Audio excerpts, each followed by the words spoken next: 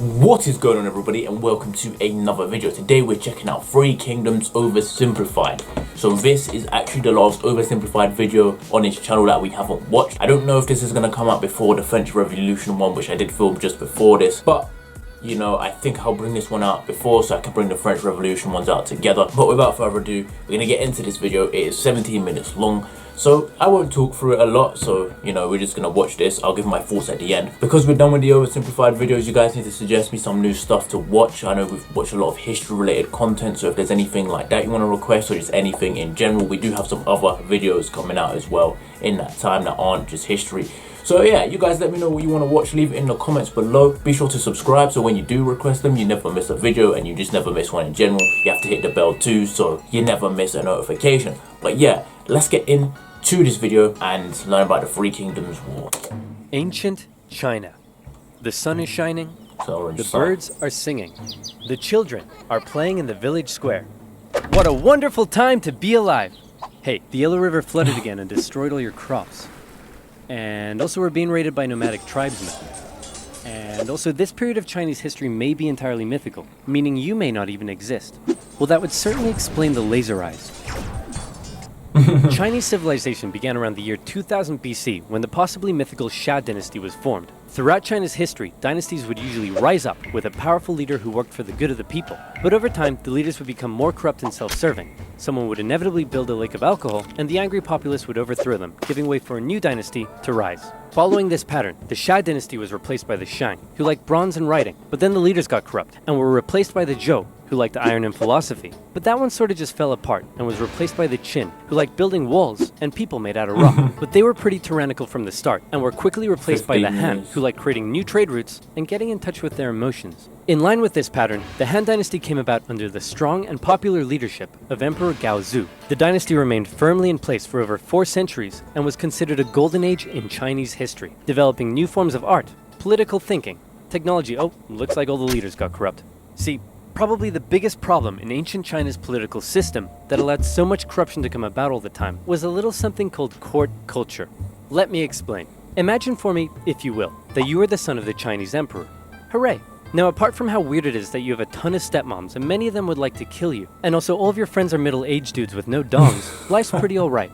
One day, your father says, "Son, I know our relationship hasn't been the best, and I've never said this before, but I just want to let you know that I love you." Oh no, I'm having a heart attack! Look at you. Now you're the emperor. I'm so proud of you. But wait, you are but a child and have no idea how to rule over a massive empire. Fret not, because just about everyone in your court wants to help you out with that. Hey man, remember me? I'm your mom's bro. Anyway, I heard you needed someone to rule over China for you. I mean, to help you rule China. So hey, here's a popsicle. I hope we can get along. No way, man. We've been your friends and your personal caretakers your whole life. And even though we may have no dongs, I think you should give us all the power to rule China. I mean, help you rule China. So who will you be influenced by? Your scheming uncle or your loyal eunuchs? And towards the end of the Han dynasty, a string of child emperors allowed more and more power to fall into the hands of the eunuchs. Oh no, now they're scheming too. They began handing out government jobs for bribes, heavily taxing the poor for their own wealth. And while you're sitting there eating your popsicle, everyone in your court is literally murdering each other to try and consolidate more power and riches for themselves. While all the peasants are outside like, hey, did you guys know there's been a drought out here for 2 years? Guys?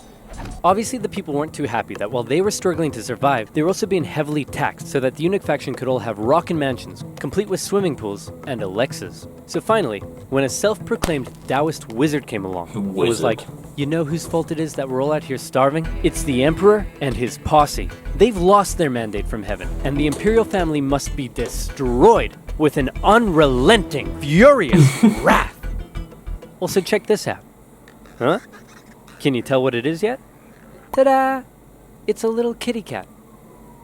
Look at her little ears. The people loved his political philosophy. He promised them land reforms, and his followers grew in number. They began arming themselves and wearing yellow turbans. And they also developed a really catchy slogan. In the year 184, the Yellow Turban Rebellion broke out across China, with millions rising up against the Han dynasty. And the imperial government in the capital city freaked out. With all their internal bickering, they were completely unprepared and unable to deal with such a huge rebellion. So they were forced to call on independent warlords from across the empire to help them deal with this situation. Some big names took part in the fighting.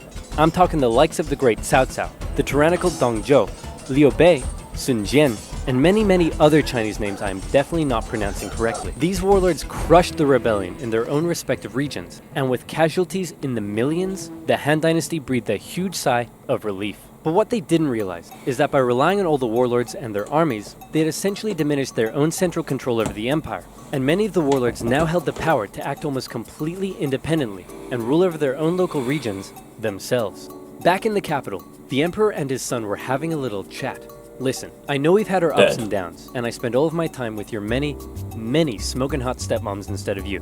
But what say you and I finally go on a little fishing trip together this weekend? Oh no, I'm having a stroke! And yet another child emperor was on the throne. This time, however, instead of the eunuch faction gaining even more power, this child emperor's uncle became his regent, who also just so happened to be the head of the imperial army, He Jin. Man, I hate those sneaky, lying, cheating eunuchs. Hey warlord Yuan Shao, what should we do? Kill them all. Right on. So where's the answer? You can't kill the eunuchs. They're a vital part of this empire's governance.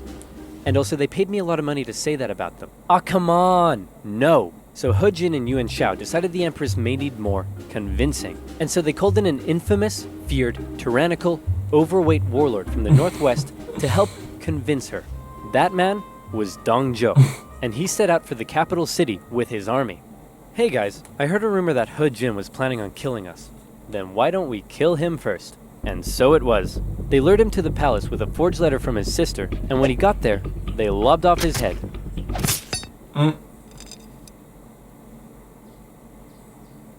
Kill them all. Imperial forces stormed the palace, and the eunuchs were all massacred.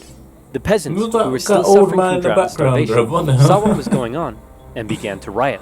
The emperor and his brother were forced to flee the city, which was now in flames, and the feared, nasty, tyrannical, bloated Dong Zhou had just arrived. He found the emperor and his brother wandering the hills outside of the city and was understandably confused. So he scooped up the emperor, went to the capital and was like, "Hey guys, what's up? I see the capital is on fire. Also, I'm here with my army and I have the emperor with me." Wait a minute, the capital is on fire, I'm here with my army, and I have the emperor. Screw you guys, I'm in charge. So now Dong Zhou ruled over the Han Dynasty as the emperor's regent. His first act was to say to the emperor, "Hey man, no hard feelings, but I like your little brother better, so I'm actually making him emperor instead of you, so you're free to go do whatever you want." Actually... yeah, that feels better. Dong Zhou ruled with an iron fist, and he did whatever the flip he wanted. He made absolute decisions himself, showing no regard for the monarchy. He had his opponents or those who disagreed with him killed. He broke protocol, doing things like keeping his sword when approaching the emperor, wearing shoes in the court, sleeping in the emperor's bed, and worst of all, he would walk in the presence of the emperor. You were meant to trot. The other warlords around the empire hated him, and so they said, "Something needs to be done about this guy. What say we form a coalition and oust him?" And it was agreed.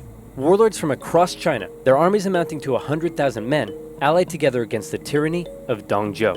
Yuan Shao's coalition consisted of some of the nation's most capable leaders, including his half-brother Yuan Shu, the great Cao Cao, and Sun Jian. But Dong Zhou had an ace up his sleeve. His protege and adopted son, one of the most skilled and feared warriors in all of China. It's Lu Bu. This guy was a beast of a man. He never lost a duel, and no other warlord dared challenge him to one. He was also famous for betraying just about every warlord he ever fought for, something that Dong Zhou didn't seem too concerned about. The coalition attacked Dong Zhou in Luoyang, and in particular, Sun Jian's forces inflicted a heavy defeat against him, and he was forced to flee to the city of Chang'an. After this initial success, however, the war entered into a stalemate. The warlords in the coalition realized it was going nowhere, and also they all secretly hated each other. So they all went home. Dong Zhou was safe, until... Legend has it that a government official in Chang'an had a daughter who was hot, super hot. He invited Lu Bu to his home and promised Lu Bu that someday he could marry his daughter. Then, he invited Dong Zhou to his house and did the exact same thing. Dong Zhou was so smitten that he insisted on taking her as his concubine immediately. And when Lu Bu heard the news, he was pretty unhappy. Hey man, aren't you worried that you stole Lu Bu's girl and betrayal is like his personal hobby? Lu Bu? Betray me? No way, man. Never gonna happen. Ah, crap. Lu Bu, along with other government officials, assassinated the tyrannical Dong Zhou. Then they left his body burning in the streets. Some sources say he was so fat and oily, he kept on burning for days. Nice. So with Dong Zhou dead, and the power of the Han government essentially decimated, China was left with a huge power gap, and a ton of warlords who all slept soundly at night dreaming of being the one to fill it. Here we enter into a crazy and chaotic period of civil war all across China, with so many people, so much betrayal, so much intricacy, it makes Game of Thrones look like a Dr. Seuss publication. But just to give you an idea of how crazy and chaotic it was, see if you're able to keep up with this. Are you ready? Here we go. Here's a rough map of the warlords throughout the Han Dynasty at the time. Half-brothers Yuan Shao and Yuan Shu were both in a power struggle for who would become the figurehead of their family. Yuan Shu made alliances with warlords in the north, along with Sun Jian, the guy who defeated Dong Zhou. Yuan Shao also made alliances with Liu Biao in the south and Cao Cao, who was an amazing strategist and general. All of these warlords began fighting each other. Cao Cao began building his own strength by subjugating nearby remnants of the Yellow Turban Rebellion into his own forces. Down south, things weren't going so well for Sun Jian, as he was killed in an ambush, so Sun Ce took over. Then, Yuan Shu got pushed back to the river Huai, so he ordered Sun Ce to take the territory of warlord Lu Kang. Then Sun Ce went off to capture territories in the east for himself. Cao Cao's family lived in this province over here. One day, they were murdered.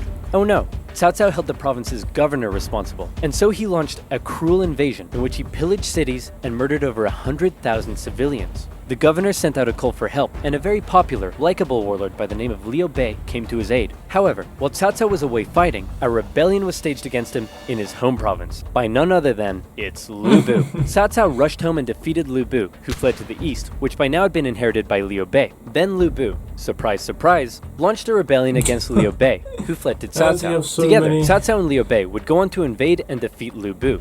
Lu Bu offered to join Cao Cao, and Cao Cao considered the offer. But his advisors were like, no way man, this guy's betrayed literally everyone he ever worked for. And so boo-hoo, Lu Bu was executed. Next, Cao Cao convinced the emperor to move in with him. Now he's in control of the Han government, something that made his allies very jealous. Yuan Shu, out of nowhere, decides to declare himself emperor of the new Zhong dynasty. Nobody liked that. His allies cut ties with him. The imperial government ordered everyone to kill him. He tried to flee to his brother Yuan Shao, but died of illness on the way. Sun Ce took over his territory, and then got assassinated. So his brother, Sun Chen, took over. Liu Bei turned on Cao Cao, but got obliterated and was forced to flee south. Yuan Shao finally defeated the warlord to his north, and could now focus south. He declared war on his ally Cao Cao, but was defeated at the Battle of Guandu. Cao Cao has now united the north, and he turned his attention to the south. In particular, Liu Biao's province was becoming a powerful threat, so Cao Cao attacked him. Liu Bei was now fighting for Liu Biao, and he held Cao Cao off for a while. But then Liu Biao died and his son took over, and immediately surrendered to Cao Cao. Liu Bei was horrified, and he fled southward to try and maintain control of the province. Cao Cao was on an absolute roll, and it looked like he would be the one to take control of China. He began making plans to attack both Liu Bei and Sun Qian, and the two of them, seeing where things were headed, met up and decided to form an alliance. Now I know that was a lot to take in, but all you really need to know at this point is that this guy is on his way to taking over everything, and he's about to throw his full weight at the southern warlords. These two have one chance, one battle, to prevent him from invading the south, and that battle was the famous Battle of Red Cliffs.